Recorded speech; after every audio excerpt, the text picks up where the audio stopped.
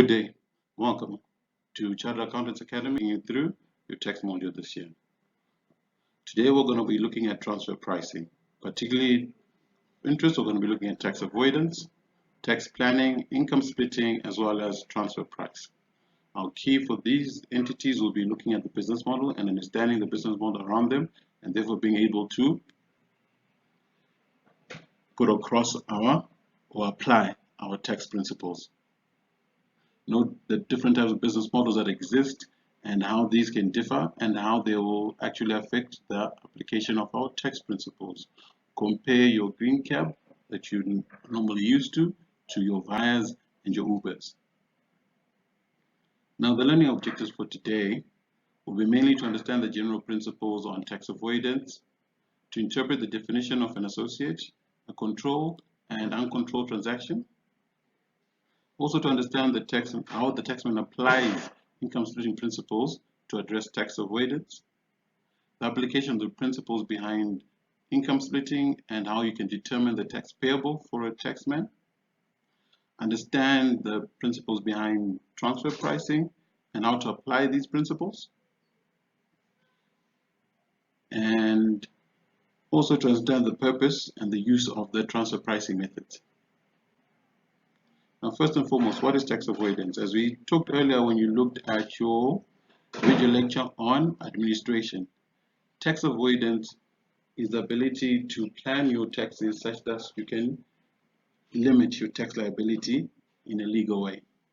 It's very different from tax evasion, which is a illegal way of reducing your tax liability. So tax avoidance is how we plan our taxes in order to reduce tax liability. Now, transactions done in this manner, which do not normally apply to your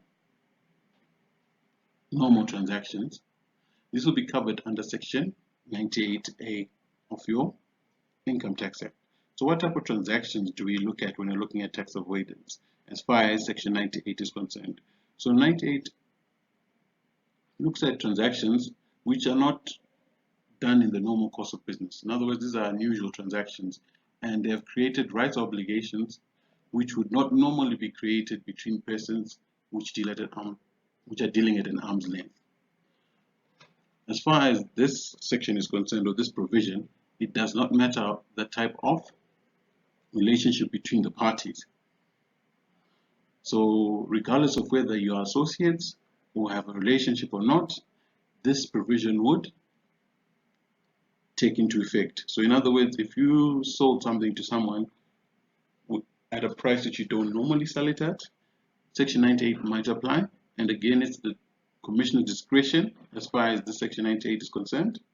So how would the taxman treat it? He would either disregard the whole transaction, or he would recalculate the taxable income to a level such that no avoidance would have taken place, or the reduction in tax liability would have taken place. So if you sell something for $50, which you normally sell it at 100, the taxman recalculates the taxable income such that no avoidance will have taken place. In other words, he'll put your taxable income back up to the $100. Now, what about income splitting? When did this happen? This generally happens when we're looking at associates. So again, because we talk about associates, please, we need to go look at our Section 2. What is the definition of an associate and how does tax define associates?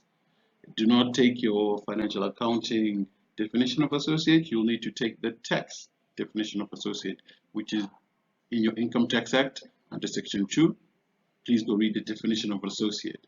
So when we're talking about income splitting, this is a transaction which happens between associates. And the main cause of this is these associates would have transferred property or income to the extent that it will reduce their tax liability. Now, what is the treatment as far as Section 98A is concerned?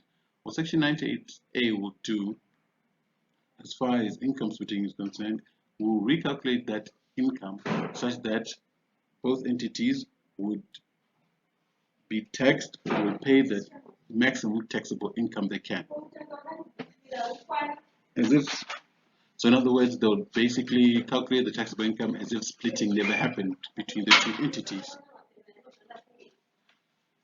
Now, in which circumstances does income splitting usually happen? So income splitting usually happens when associates, one of the associated parties has an assessed loss, and the other entity transfers income to that entity with an assessed loss so as to reduce the taxable income.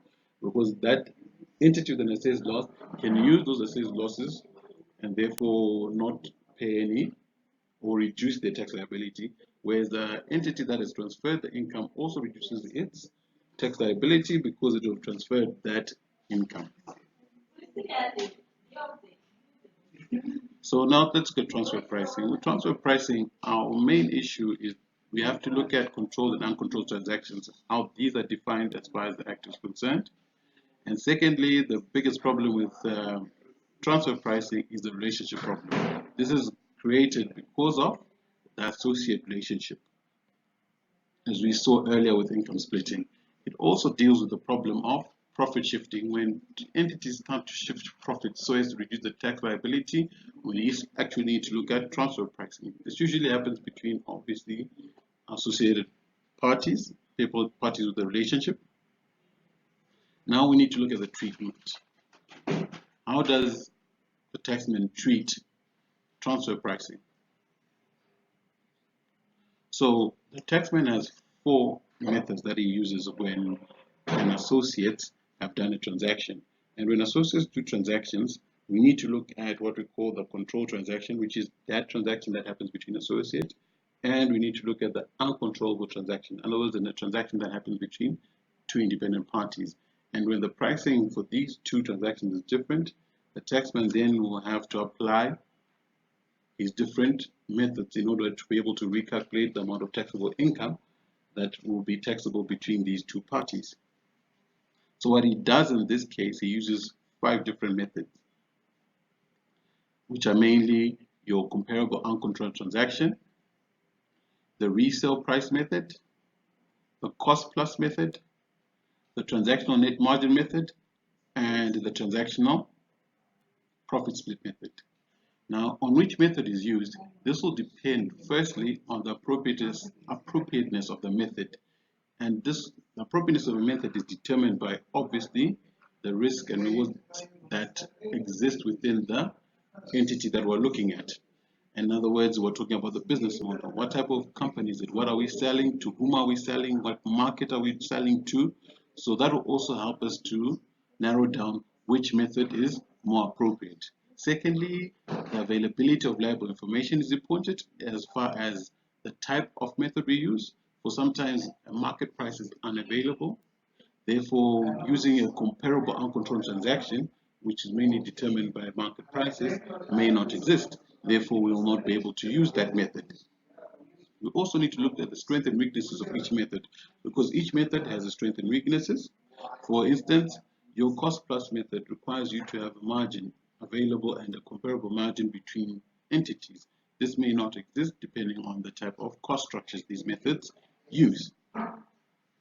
And fourthly, obviously, the degree of comparability of the uncontrolled transaction.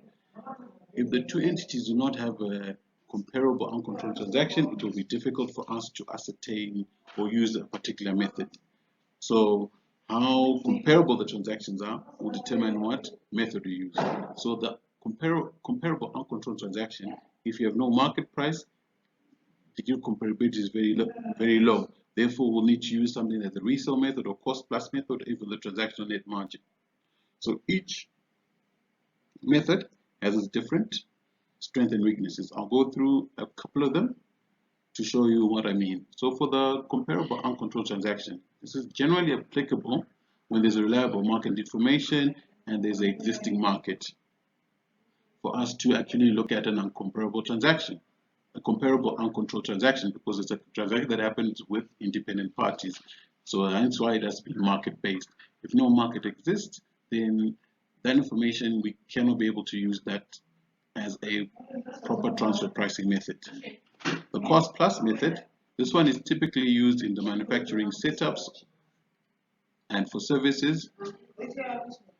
The cost, where the cost is easily determinable and the markup can be attached to come up with a selling price. So this typically is preferable for service industries where we can easily determine the cost and then add a markup. So here we are now more comparing the markups between your controlled transaction and your uncontrolled transaction. What do you normally use as a markup and what are you using now as a markup? And we need to reconcile the two. With the transactional net margin method, this one mainly focuses on the profitability and not strictly on individual transactions. And so it does not require a high degree of comparability between the products, but rather requires a similarity in the terms of the functions performed and the risk assumed and assets employed. So where you do not have a market, for instance, and you cannot easily determine the cost or the markup, your transactional net margin method will be the best to use. And this requires us to have a similarity in the functions of what we're talking about. And we're not comparing just a particular transaction, but we're looking more at the probability of the transactions. And this also works with your transactional profit split method, where the similarity in the assets and risk assumed are important, whereas with a comparable uncontrolled transaction, we really need market data and market similarities to be there as well as the product. Now, thank you for joining me. I hope good luck with your studies and enjoy.